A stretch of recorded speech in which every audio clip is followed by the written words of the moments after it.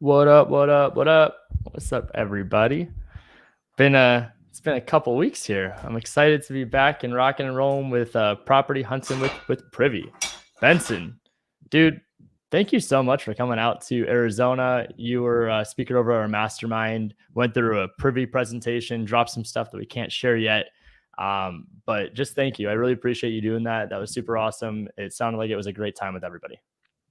Oh, I loved it. It was a blast. You have such an amazing community, just like real high quality, top-notch people that were part of the mastermind, not to mention the speakers. Like, man, you had so many heavy hitters there. Like, I was super impressed by the quality and the caliber of the speakers that agreed to take out, Yeah, a couple hours out of their day, right? When for they're sure. probably literally making like, some of them are making thousands of dollars an hour in their own business. Oh, I know that was the thing I was talking to a bunch of people about at like one of the dinners. I was like, look, it's just crazy, like how valuable these rooms could be. So to start this thing off, guys, like if you're not in these kind of rooms, even showing up to videos and live streams like this is like half the battle now. I mean, we used to always say that it was like 70% mindset and 30% action. Times have changed. It's like 50-50 now. You've got to be showing up and doing that consistently, day in and day out. So that's how I wanted to kind of start this off. Is first off, thanking Benson for his time, talking about our mastermind. And then on top of that, just jumping right into it. You guys, we don't do anything, like we don't charge anything for these. Obviously, we go live on YouTube every week. Our goal is to provide as much value to you guys in a short amount of time as possible. So this is an interactive show. If you guys don't mind, make sure to drop your comments in the chat below. Yep. We also don't have a script. As much as I want to say Benson and I are like going line by line here, we just go with the flow. So if you Mhm. guys have markets that you want to see live, if you have questions, like I see Charles right here, I'm going to start this thing off answering that question in a second. If you guys have questions, now is the time to ask it. Let's make sure that we are collaborating, putting our heads together. And also, you don't know who's on the other side of the screen here. You could be finding your next business partner, your next buyer. You could find the next key piece to your business. So, with that said, Benson, if you want to share your screen today, and then I'll jump into answering Charles' question really fast. Yeah. Um, Yeah. Charles, so great question. Very, very, very tip of the iceberg answer is how do you write an offer and do you have a template? With the strategies that Benson and I go through, a lot of times we use the residential purchase agreement by the state from the agent. So we're actually not using a contract of our own. We're not going in with a 3-page contract, 4-page contract. We have an agent send over one that they use for all of their transactions. We just make sure that it's assignable. So as for a template, statewide, nationwide, I don't. Arizona, I do. If you're looking for one of those 3-page contracts, you could pretty much find those across anywhere on the internet. So So how would you do that differently? So let's say they found a deal, somebody found a deal in Privy, they want to write an yep, offer. Do they just call the listing agent and then have the listing agent write it up, or do they have their own agent write it up? great question. So the lovely legal answer is it depends. It's going to depend on a few things. First off, if you go directly to the listing agent, you can have them write it up. They would send it to you. If you had a buyer's agent, which might be from agent outreach or a prior connection, you might have that agent represent you as the buyer's agent. So you're either being represented as the buyer's agent and also by that listing agent, or you're going to have a separate agent write it up for you. Either one works. I always say it's situational, depending on which one's most likely to get me the deal. But really, the end of the day is they don't have to write anything up. They Correct. just have to Yeah, give the price and the terms to correct. whoever's going to write it up, and then they do it and they send it back. And at that point, you guys are just reviewing it. But I would say it's a really good idea to figure out which state you're going to be doing deals in, Hmm. and then go in and Google state approved contract Florida or Texas or Colorado. And then that's going to bring up the Department of Real Estate, their website, and you can go and you can find all the documents that real estate agents use in their transactions. They're all publicly available. So I would Yep. go in and I would find the state approved contract, the purchase and sale agreement, and read through it, like know what it is that you're signing. Now, if you're newer and you've never done a deal before, that's why I like the idea of potentially using a buyer's agent, because they can walk you through that contract and say, Hmm. okay, this is what this clause means. This is what this clause right here, this is what it does for you. This is how it protects you. This particular clause could be problematic if we don't use it the right way. Here's the date matrix. Here's where we have to be really concerned about your earnest money deadline and where you could potentially lose, some money if you're not following the dates and deadlines. So if you're newer and you haven't read the contract, read your state approved contract from beginning to end. Know it. And then that way, when you are going through this and you've got a deal that you want to write an offer on, you're not doing that for the first time when time is of the essence. Mm-hmm. Mm-hmm. Huge nugget. And also, side note too, if you're a licensed agent, you could represent yourself in a contract and write it. That's what my team does, just because we're licensed. And since we have our real estate license in Arizona, we can get a commission and an assignment fee on the same transaction. So, great question. Love that. I see a comment in here that says, "Can you guys go over building relationships with cash buyers?" I think that'd be a great thing to do today, just to kind of refresh people's memory. Like, if you are not using Privy to build buyer relationships, one of my favorite things is that we could go in there and actually see who's buying these properties in real time, and whether you want to build a relationship with the buyer or even the agent that represented the buyer, you could do either or. So. Mhm. Again, going back to, we don't have this scripted. I put a comment in the chat. What market do you guys want to see? If you don't mind, I'm going to give you guys a minute here. Let us know what market you want to see us go into Privy and use today. We will go and find some buyers.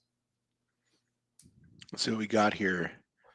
We got DFW, Jacksonville, Minneapolis, Tampa. These are all great markets. Holy cow. Beautiful. Wasn't yeah, any of these? Cyrus in Minneapolis? Yeah, we had Cyrus in Minneapolis. We got a couple people out there. Cleveland, wow. Chicago, Miami, Phoenix, Fayetteville. We haven't looked at Cleveland in a while. Pittsburgh, we actually probably have never looked at. You want to look at Pittsburgh? Let's do it. Yeah, I think that one is a great one to look at. That one is one of our newer markets. It's got direct to MLS data. Now, beautiful. What's cool about the direct to MLS data, you guys, is it comes direct from MLS, which you think it'd be more tricky than that. It's really not.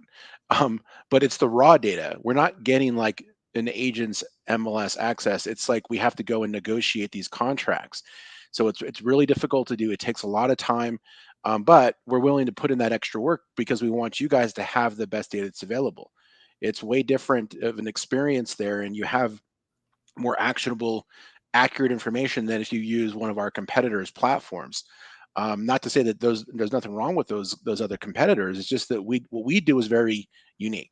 So wherever you see blue on the map is where we've negotiated those direct to MLS data contracts, and wherever you see pink is the ones that we're currently working on. We just gave the green light to New York today. So New York, including like New York City, the boroughs, Long Island, those are going to be launched sometime in the next few days. So keep an eye out for that. That's going to turn blue. And then after that, we're going to work on some other markets. But let's look at investor activity, right? So when we're choosing markets, and I did a good talk about this at the mastermind, you guys. So if you weren't at this one, you better make sure you're at the next one. I'm not sure when it's going to be. Ryan's we got it in November this year. It's going to be good. November, you guys. So you got some time to get your stuff in order. Do everything you can to be at that mastermind. It was amazing. And this is coming from a guy who's got 20 years of experience. I felt small in that room. It was amazing. So anyway, enough about the mastermind. So up here at the top, I'm going to click the button that says fix and flip. And that's going to plot on the map where all the investor activity that's happened in the last 12 months has occurred. Okay, so we want to go to where we have large circles with high numbers. So as we zoom in here to kind of the East Coast, you're going to see here that we've got Pittsburgh, which has more than the surrounding areas. Not as much as Philadelphia, not as much as Cleveland, but still you can see here there's a pocket of activity that's right here. So let's drill down into that pocket, and then we'll figure out which neighborhoods specifically within Pittsburgh we want to go target. And we've all heard location, but location from what you typically hear is kind of a different context than what we're talking about. When I say location, I'm talking about where are your comps located. That's where you should be trying to locate opportunities, is where you see these larger circles. So 57 right here is a market that I would want to target that has high investor activity. Now, once you get close enough, This cluster is going to break up and it's going to show us all the individual properties that were flipped here. So these are all flipped. So right here, this looks like the hottest area in all of Pittsburgh, Ryan, just south of Absolutely. downtown. And Benson, what's the difference in the white bar next to it versus the blue bar? Because obviously all the red is sold data, but I see all the different colors. What's the Mhm. difference? It's the source of that data. So if the property has blue, that means it's sold on the MLS. Okay. If it was silver, that means it's sold off market. Gotcha. So this would be a great resource for people to look into as well, just to be able to tell the story of the deal. So this one obviously has the blue tag, meaning it's MLS data. Now, if Right. this is going to be, does this mean that it was also bought off the MLS before they sold it, or is it just when they sold it? Just the second sale. Gotcha. So down here, when we go to the section that says before and after, it shows us that this one was acquired off market. Right here, see it says public records. If it was Yep. acquired on market, it would have an MLS ID here. Gotcha, gotcha. And I think that's a huge, huge benefit to be able to see if this property was on the MLS instead of sold off market, you could generally see photos like this. So the after photos to be able to track after the property is done, fixed up, flipped, that's just as important, in my opinion, than seeing the before photos in this case. Because I like to be able to see, can they put together a good quality remodel? And if in this case we could see their work and the quality of it, it makes it a lot easier when you're trying to paint the picture for buyers. Remembering that this whole topic today is around finding buyers for deals. The reason why we look at sold data is because we could see that this was sold investor activity deals. These were fixed, flipped, renovated, sold for a profit. We can see what they bought it at and what they sold it at. hmm just a quick note about this report we're looking at, you guys. This is called a comparative market analysis. So I'm a licensed agent in Colorado, and I have the ability to get in there to the MLS and use data to pull comparables. But building a comparative market analysis is a very time-consuming process, and it's all manual. So what Privy does is we build a CMA like this for every house in the U.S. Even you can just type any address in, or you can use what we're showing you here in where you properties you're finding as sold or properties you're finding as active. But our system is building one of these, and it pulls the sales comparables in, which are all the red. Here's the actual legend. Red is sold, orange is under contract, yellow would be pending, and green is active. And the black are rental comps. So black is all these are the rents for the market. So if you're doing creative deal structure, subject to, or you're doing seller financing or lease options, you want to know this information too. And so we have that data here for you. Below the comping section is the before and the after. And then we've got here that we can see who the agent was that represented this flipper, right? So that agent is an investor friendly agent. They work with investors, they have access to more buyers. So that's the one to many strategy, right, Ryan? Absolutely. I want to make sure everybody understands here. And if this is your first time watching it, I definitely recommend going back and watching all of the episodes that we've done on this so far. But the one to many approach is just personal preference. It may not be the best because I'm not going direct to the buyer. It may not be the worst because I'm not wasting too much time trying to build a relationship with the buyer. There's pros and cons to any strategy and anything you do. The beautiful thing about what Privy offers is that I can see who the buyer was and I could see the buyer's agent.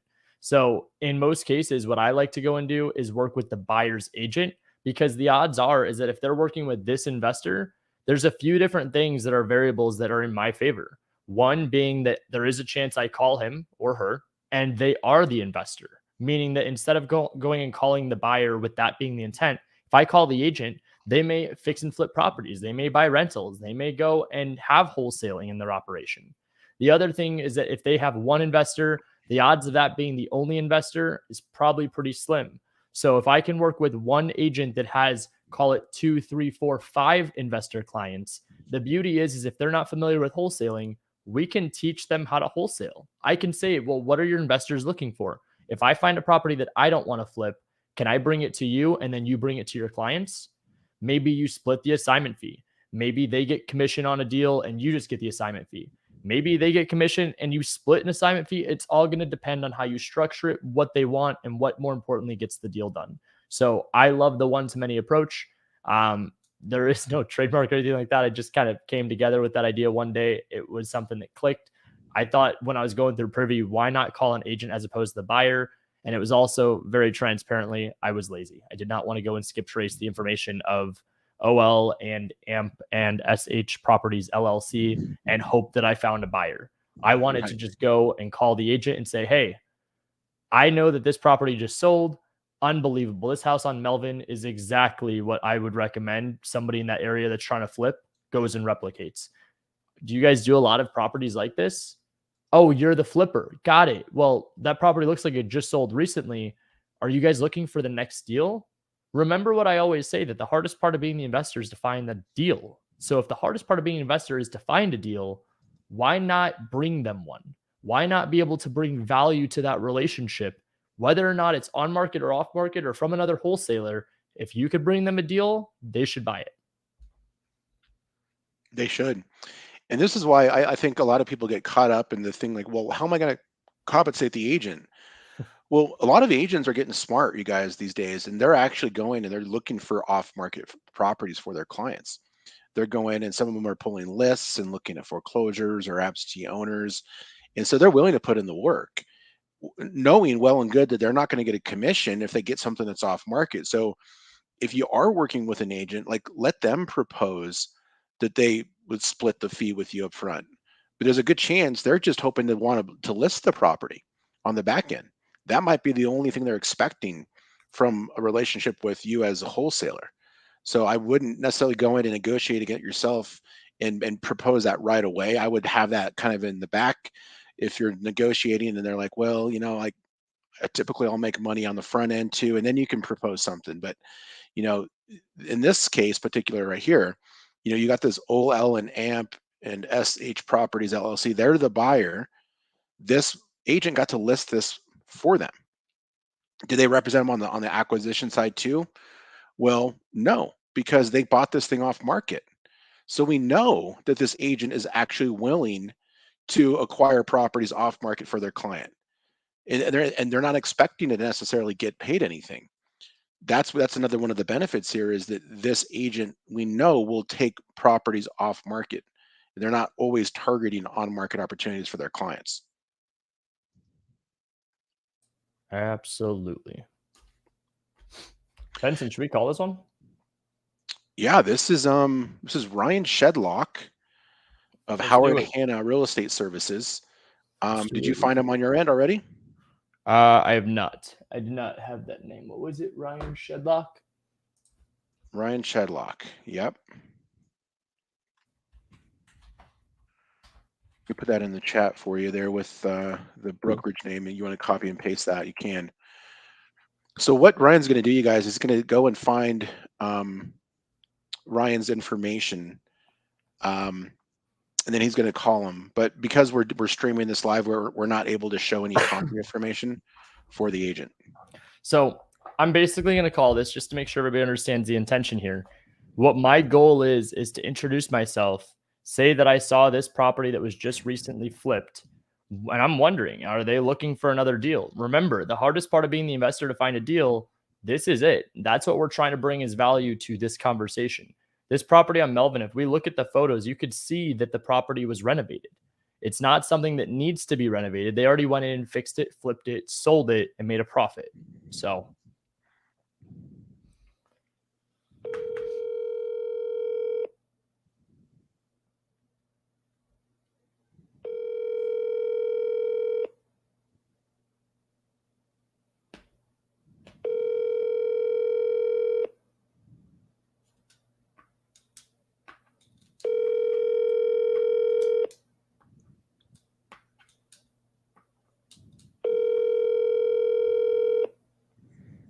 Let's go, Ryan. I know. Let's call him right back. The double dial.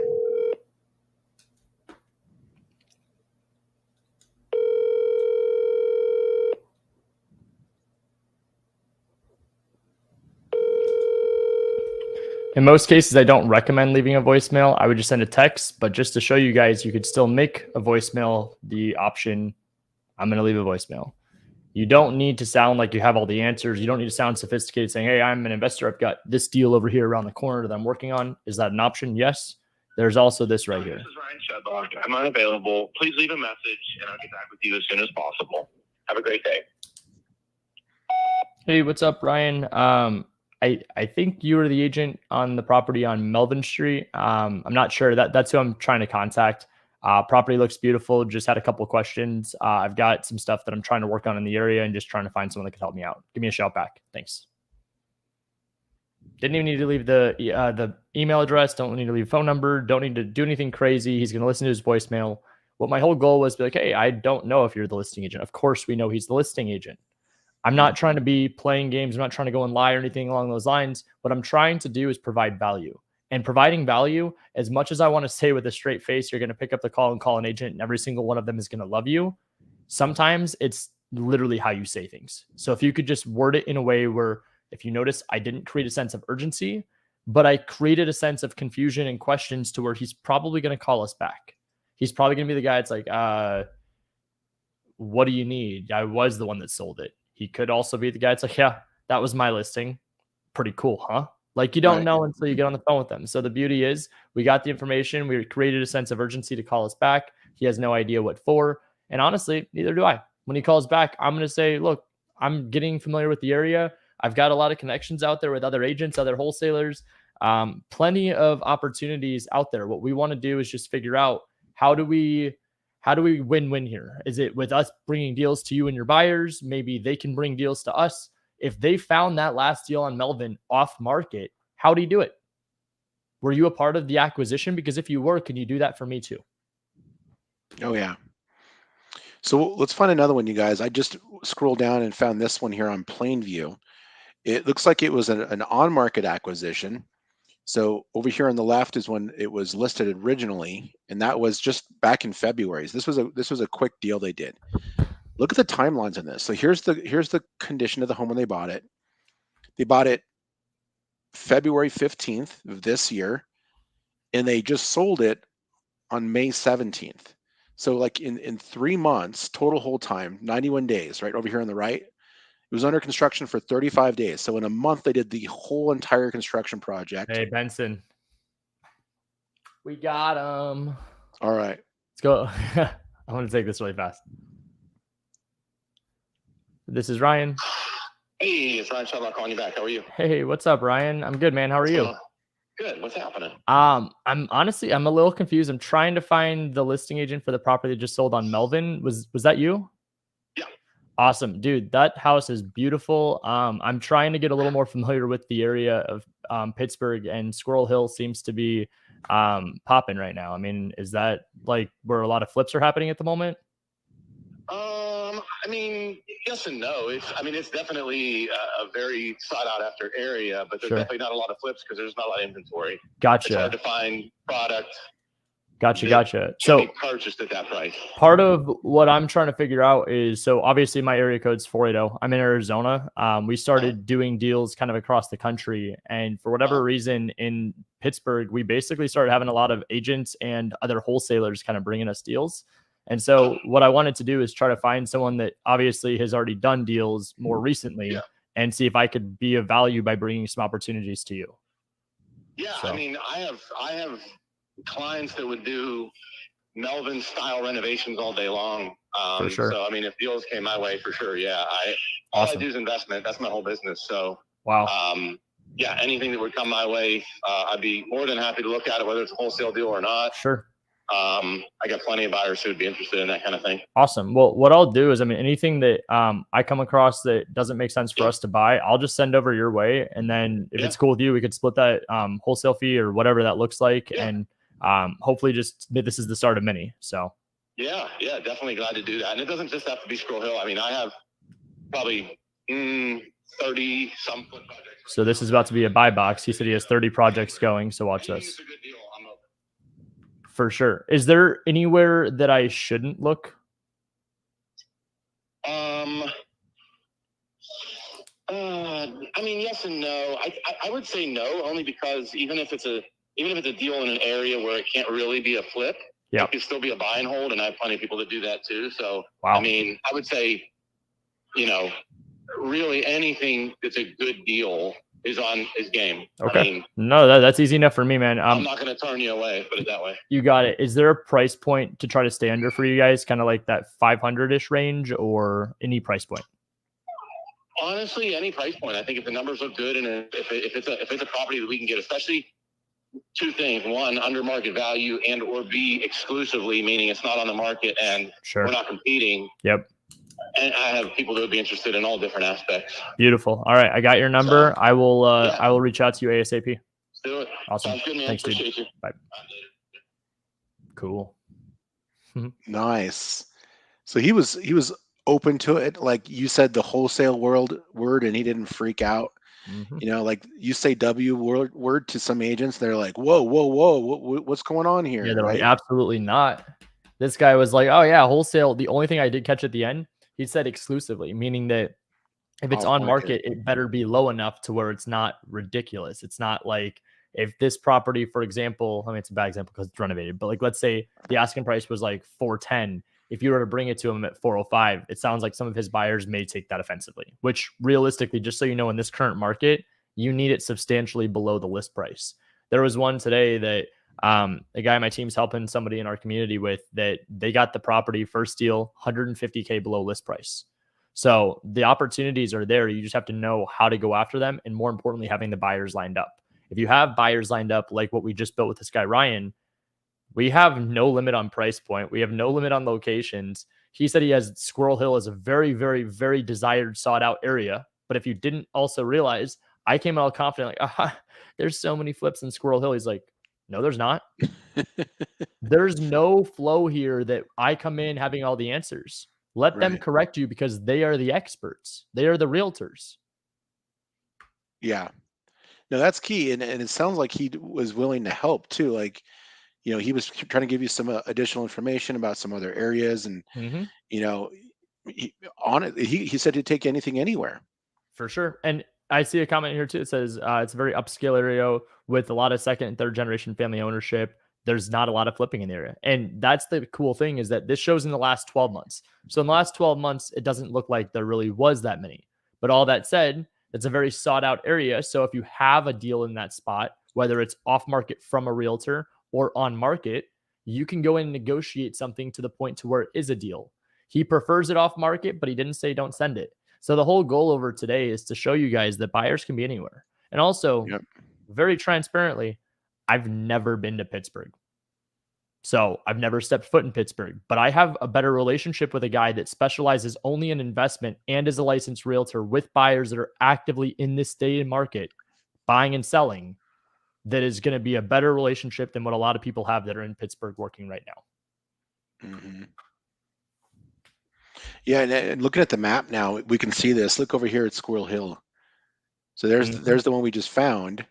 We were looking over here, but because this is set up by closing date, this one snuck in, and it really is not in a really high investor activity area. Absolutely. Yep. Absolutely. So it looks like down here is going to be a more desirable area for investor activity in general. Cool. And honestly, Benson, the best part about that is that, again, with us teaching going slower, took 29 minutes for us to get to figuring out what part of Pittsburgh in the city is the most valuable for fix and flips. Yes, there's some areas that are a little bit more desirable, but as for areas where things are being flipped actively and at a high scale, that's what we're looking for. Yep. Yeah. So Brookline, Liberty. I mean, it sounds like somebody who knows the Pittsburgh area. He was in the chat. Overbrook, Banksville, Dormont. Like this looks like to me the area that you'd want to target.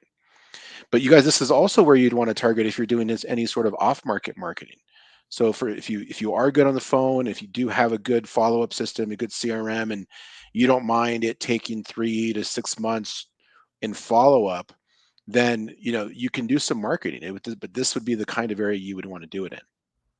That way, if you find a quote-unquote motivated seller who's in foreclosure or has some other distress situation, the likelihood of you having comps that were flipped are greater, and in that way you can give them a better offer, because the percentage that you're going to the discount, say it's 60% of the ARV, you can base that off of some of these higher priced homes that have been flipped, as opposed to being in an area that has low investor activity and then having to multiply 60 times what they bought some of these houses for in the first place.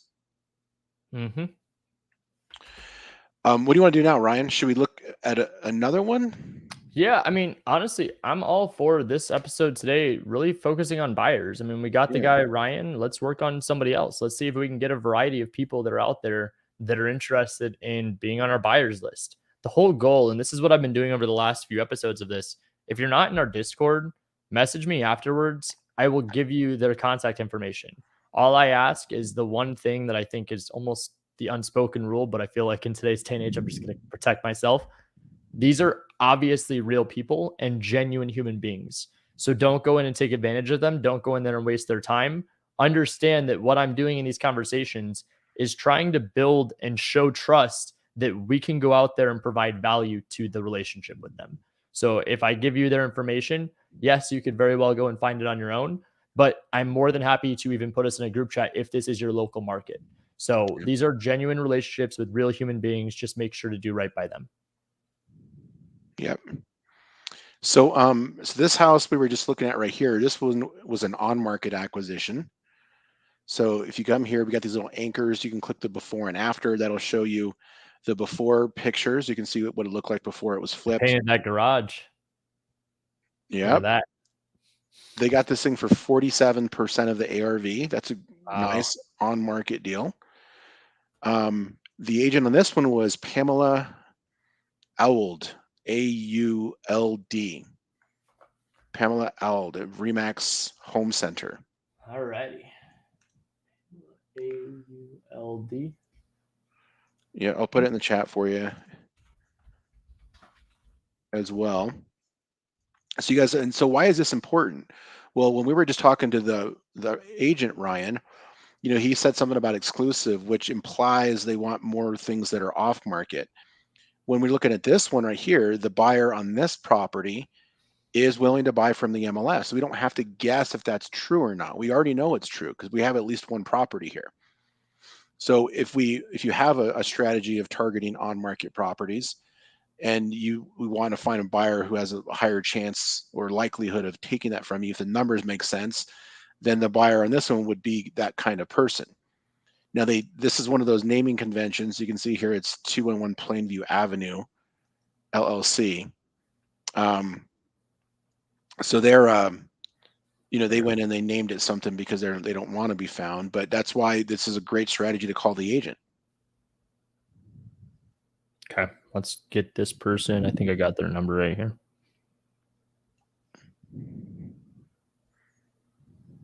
Pamela. Yes. I was trying a different site and then I just made my way back to realtor.com. The one thing I will say, and I say this all the time, but just again, if you're new here, what I want to make sure you guys understand is that I'm not trying to go in there and waste somebody's time. And I also am trying to be efficient too. So when I'm looking for realtors, you can find their information everywhere. Realtor.com is going to be a site where you go in and their number should be there, but you should also see a form. Never, ever, ever fill out the form because you want to talk about wasting time. You're also wasting money. When you send out a form, it typically charges them for that form, unless it's like a personal page and you can fill out like an email and stuff like that. But even then, you're playing with fire. Just don't charge that realtor money. Just call the number that's on the screen. So she sold this one on Plainview? Yep. Cool. It closed on the 17th.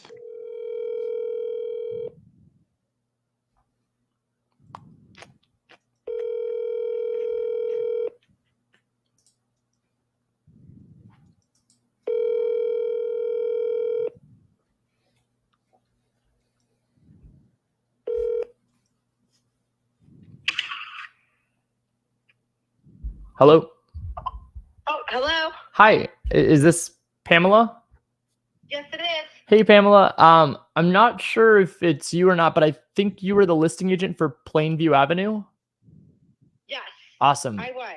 Awesome. That property, it was absolutely beautiful. That remodel, I'm blown away. I'm an investor. I'm based in Arizona, but I'm working the Pittsburgh market. I've got a few things that we're working on out there at the moment. I was just wondering, are you guys looking for more flips? I'm getting some stuff sent over to me, but I'm just trying to find a way to provide value to the relationships I'm forming. And I'm trying to work backwards by finding people that just sold properties and seeing if they were looking for another one. Yeah, I could send it out if you send me some stuff. For sure. Or do you work with a lot of investors, or is it like this one specific? We're starting to. Awesome. Well, I'm licensed in Arizona. I'm not trying to take a referral fee or anything like that. What I'm trying to get is just relationships and showing again that I can provide value. We have a lot of wholesalers, and I've got a partner out there that has a lot of relationships with agents. So we're getting a lot of stuff sent to us, a mix of on market, off market, from wholesalers. And there's a few that I can't make sense of buying myself. But if I can find something that somebody else in the area might be interested in, if it'd be a value that maybe you could bring to your investors, obviously the goal then is that you get the listing on the back end, and then whatever we can make up front, you and I could just split. So great. Cool. Well, okay, yeah. I mean, you can send me some stuff. Is there anything specific that you guys don't want to see? Because I'm sure you're super busy. I just don't want to waste your time. Like, is there anything like from condos to single family homes that's more preferred? No, I think it's a little bit of everything. A little bit of everything. I mean, the main areas that like our investors like are Brookline, Beachview, Dormont. But I mean, you could send. Let me write that down. You said it was Brookline, Greenview, and then what was the last one? Brookline, Beachview, and Dormont. Gotcha. Awesome. All right. Well, let me do some digging. I had a bunch of stuff sent over to me today that I honestly just haven't had time to look at yet. So as soon as I go through it, I will just send it over to you. Is this the best number to text you at? Yeah. Awesome. You know what? You can send it to my email. Cool. What's the best email for you? It's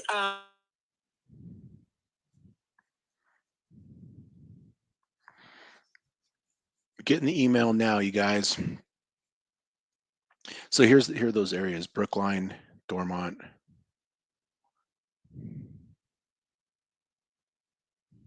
Yeah, he's still on with her. Cool. I didn't see the Beachview one. I think it was. I don't know if I'm mistaken, but here it is, right up here, Beachview. Yeah, I was gonna say I think that's where we were looking originally. Yeah, Beachview, Brookline, Dormont. If you guys want that email, pop in the Discord. That was money. She's awesome. Gave us great location recommendation. That's exactly what we're trying to do here. We're trying to create win-win scenarios. Notice again, I'm trying to show you guys I can fumble on words. So there's nothing specific here that is like a script you have to follow. It has to be this, this, and this. So it's as easy that my puppy could do it. So I'm curious on that situation. So she's like, we're starting to work with more investors. Like, how would you treat that situation differently than someone who, like the other Ryan, who's like, I've got 30 investors that are hungry for deals? Like, is there any subtleties here? Great question. I'm actually going to be a little more excited talking to this person because they're just now starting to bring investors in to challenge everybody. Why is that the case? It's probably because the realtor world got a little bit harder over the last 12 months. So this is called vertically integrating as opposed to pivoting and running around like a chicken with its head cut off. Oh, we're starting to. Cool. That sounds great to me. So how do we create this win-win? What is it that they are looking for? And then I even threw out too, saying condos. I haven't seen one condo yet. I mean, this kind of looks like a townhouse, kind of looks like a condo, but this would still be probably classified as a single family home. So I'm trying to show that I don't even know the area. I don't know anything about it. But the cool thing about what we got out of it is that she said Brookline, Beachview, and Dormont. We got 3 different locations that now we have a specific buyer box to go through. And what I would try to do, comparing Ryan versus, what was her name there? Pamela. Comparing the two of them together, guess what? Pamela could bring an opportunity to me that I bring to Ryan, and I could just insert myself into a deal with 2 agents and end up splitting the fee with Ryan because he has more investors than Pam does. But because Pam has less investors and is just getting into it, she's going to be less likely to understand most of the buyers and what they're looking for. So there's ways to utilize this together. Lots of opportunity. And again, I still have never stepped foot in Pittsburgh. This is completely out of my realm. And also these prices, this area, this is kind of all over. I'm just kind of showing you guys that conversations with agents are not scary. They're not going to yell at you. The fact that I'm 2 for 2 on answering is huge right now. That's the hardest part of this strategy. It is. It's to get those people on the phone. But her buy box falls in line exactly with what the data tells us. Look at this: Beachview, Dormont, Brookline, right? The triangle, all right there. So you guys, so you can see how powerful the data is. Like, if you didn't get together with a woman like Pamela and she tells you this, the data will let us right here, right? The data does tell a story, and so then you can use that information. And a good line would have been, yeah, we're seeing the same thing. There's a lot of investor activity out in that, Beachview and Brookline area. Quite a bit of activity out there. Looking forward to working with you. So there's some opportunities. Do you want to see if we can find one, Ryan, or do you want to call another buyer? Hell yeah, let's find some opportunity. We got some time. So let's go ahead and so you guys, obviously, many different ways you can get deals, right? Ryan's going to nurture the relationship with Ryan and also with Pamela. They might have some pocket listings or some off-market listings. You can see here that Ryan didn't ask about that yet, right? That's good. So he's taking that relationship slow. He wants to provide value before he starts asking for things like, hey, do you have any deals you want to send me? Right? That's probably the next conversation. That was intentional, right, Ryan? The next time around, when you're calling agents that have active listings, it's different. And also, I could call people here too and say, do you have any pocket listings? I just know my odds. If they have pocket listings and they have already sold deals to investors, the odds of this person bringing it to me are probably pretty slim. Whereas if I could find active on-market deals, I reach out to the agent. The cool thing is that if it's not that one, hey, do you have anything else available? Do you have anything else coming up? Just know that when we pivot a lot of the time, there's really nothing special about it other than I'm trying to leave no stone left unturned. I'm trying to figure out any and all opportunities. And if I know my offer is going to be exponentially lower than what they're asking, it's probably my best interest to either pivot to asking about creative finance, asking if they have any other deals, asking if they have investors that are looking for more deals, rather than insulting them and starting the relationship off on the wrong foot. Awesome. Sorry, this agent's already been texting me and I'm like, yep. Cool. Pamela or Ryan? Pamela. She tried calling me right after I sent her a voicemail. She's like, hey, I think I found something. Yes. So the girl that has investors she's working with, I'm like, send it over. Awesome. Cool. So you guys, so let's look for an on-market deal that we can find. So right now we've got all of these sold properties that were done by investors. And so the Privy deal finding algorithm will take these properties and it will reverse engineer them and then look for properties we can buy right now. So I'm going to click this button, find similar active deals. Privy's going in, it's pulling comps on all the properties in this area. And then it's going to show us houses that we can buy right now that could be good deals. So here's one. This one is, let's see, this is up a little bit on the other side of the river, but it just came on the market. It's a 4.2. Property needs a ton of work.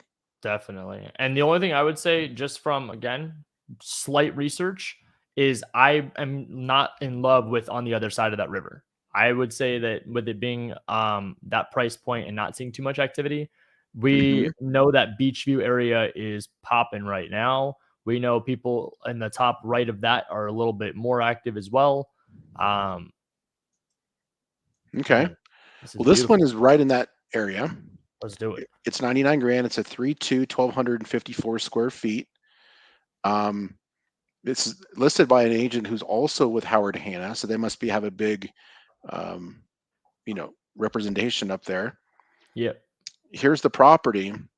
The comps that we're finding, most of them are on the other side of the road here. So right in that Beachview market. So we can't use these comps. This one right here, we can use that one. Yeah. But it is a little bit further south. For sure. It's getting to the edge of where you would want to look and at 0.56 miles away. But let's look at that property real quickly and see.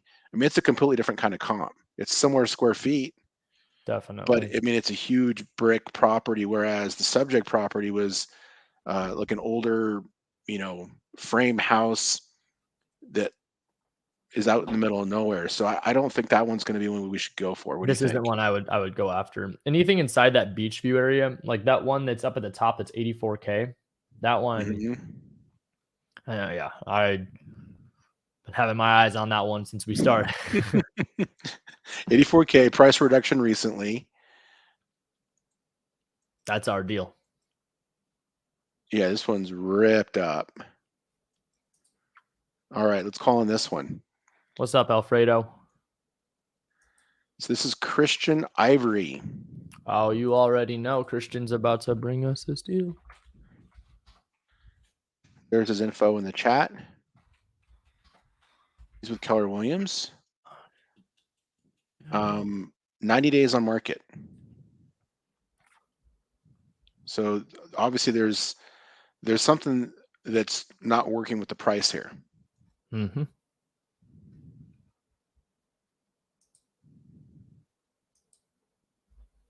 Okay. You got it? We got this. Basement. Man. We got this. Mm-hmm. Mm-hmm. Potential foundation issues. Oh, we're about to do something here.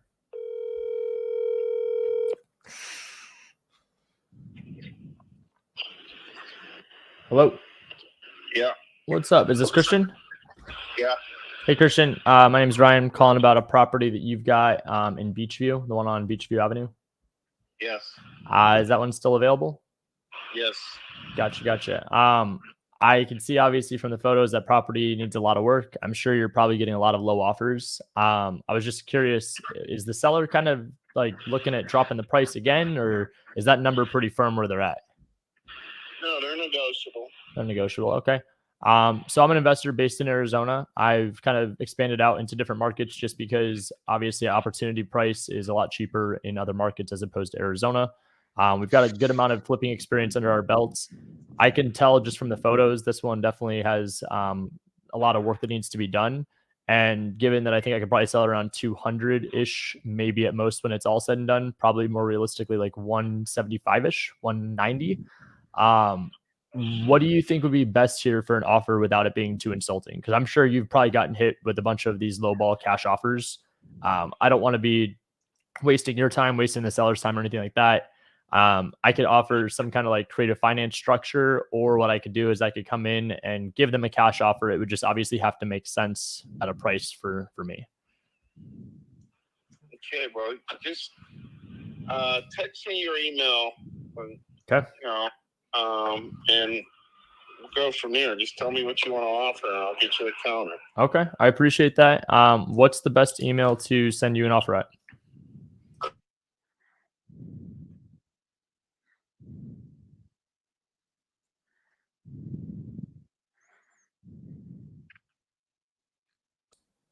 And there we go. Boom. So you could definitely tell you're right. He had a bunch of lowball offers. He was real kind of short with you. He's like, okay, Yep. what do you want to give me here? Yep. I'm like, all right, Chris. All right. I ended the call there too. And I was like, look, man, your time's valuable, so I won't waste it. Just send me your email. I'll send you an offer. So that's how I ended the conversation. I got short with him too. It's nothing personal. At the end of the day, what it comes down to, this is efficiency. This is the fact of being quick. I didn't know what my ARV was, so I pulled that number out of my ass and I was like, 200, but more realistically, 170 to 190. He didn't challenge me.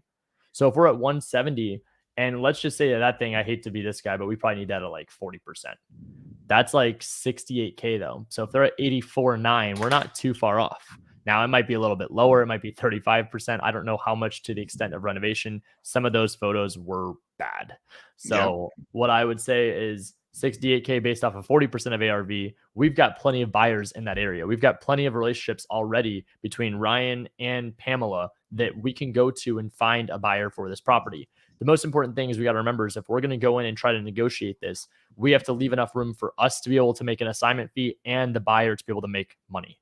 So our comps around the area are beautiful. They're definitely something that would show comparable to this. Our property was just trashed. So the only thing that's going to factor us to be a really low price is that condition. So I'm sure they've gotten offers around 25 to 45K. I don't want to be disrespectful of his time, but I'm probably going to start it off around 50. So. Yeah, I mean, this house right here is 0.05 miles down the road. It's just slightly larger, similar beds and baths.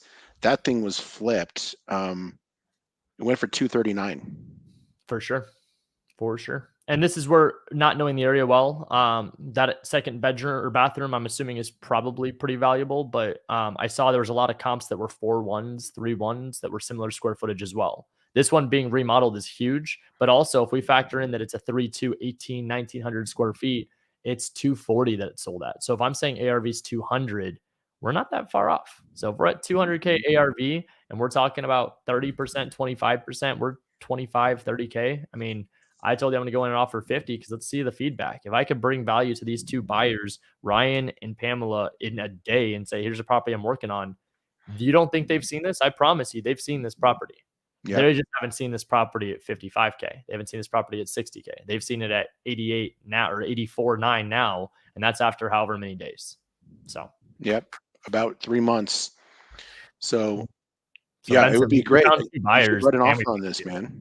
Yeah, he just sent me over his email. I'm going to send him an offer right now. And then what we'll do is, I mean, if we get this, let's go through it next week together. The cool thing is that this took us less than an hour, 51 minutes to be exact, to find two buyers and a deal. It's insane, right? It's absolutely insane. I would challenge anybody out there to find that kind of efficiency in any strategy. In being able to basically just put all the sides of the transaction together in such a short amount of time. And that's with us talking the whole time.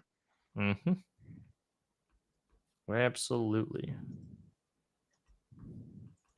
And I'm going to send them two different offers. I'm going to send them an LOI. The one has a creative finance offer and then one has a cash offer.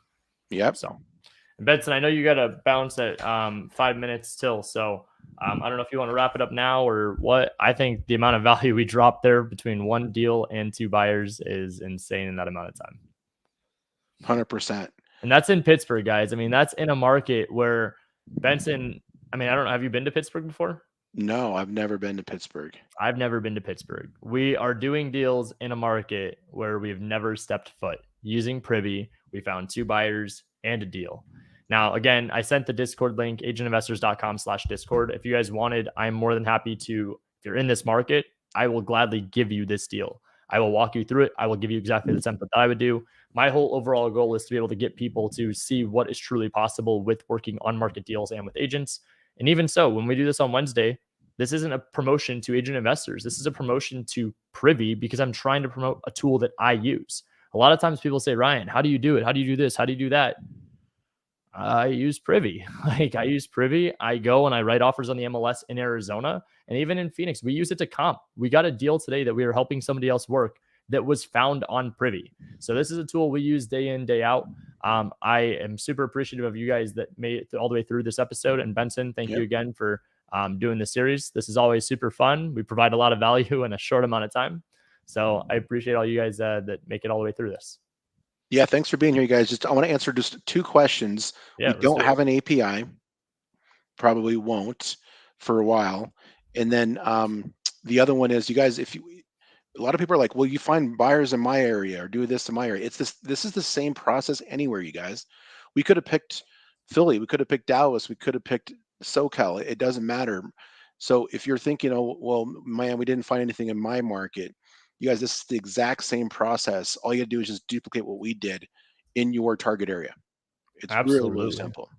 Absolutely. And literally take what we did and make it your own variation. Today was actually probably one of the worst days of me doing a live on the phone. And it was just to show you guys that there is no perfect call. So you can stutter on words. You can sound like you're not all that confident. What it comes down to is actually agents preferring who they work with. It's going to be, they prefer clients that they know, love, and trust that are going to actually do what they said they're going to do.